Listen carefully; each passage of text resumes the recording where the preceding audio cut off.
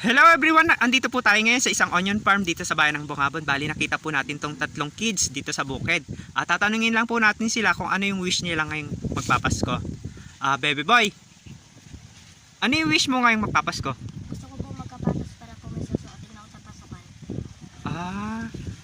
Ibig sabihin hindi ka pa nabilan ng bagong sapatos? Hindi pa po.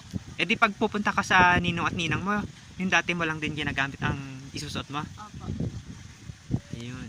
Ikaw baby boy, ano yung wish mo ngayong magpapasko? Gusto ko po magkapera para po makatulong kay mama. Pagbili po ng bigas. Ano yung trabaho ni mama mo? Nagdadamo po. Lumulusong sa bukid. Opo. Hindi ka na, halimbawa, nakapamasko ka, hindi ka nabibili ng para sa sarili mo? Opo. Bigas talaga yung gusto mo? Opo. Ikaw ate, baby girl, ano yung wish mo? Gusto ko po magkapera na po kami. Gusto ko na po kasi may mga gamit na po ako sa school. Anong grade mo na? Kinder. Ay, kinder ka pa lang. Di ala ka pang mga gamit sa school? Opo. Napakasimple naman ng wish mo para sa pag-aaral. Nag-aaral ka ba ng mabuti? Opo. Ayun. Ayan po si Leot at simple lang po yung wish nila sa buhay kumpara sa iba na napakadaling bilhin, pero po sa kalagayan po nila medyo alanganin po.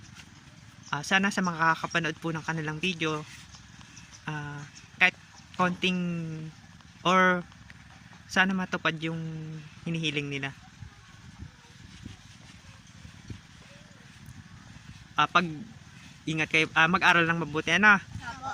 Tapos lagi kayo magdadasal. Tapos ingat kayo palagi. Opo.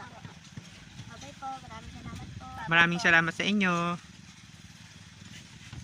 Dapat matupad yung wish mo para sumaya ka na ate, no? Opo. Ang lungkot niya kasi.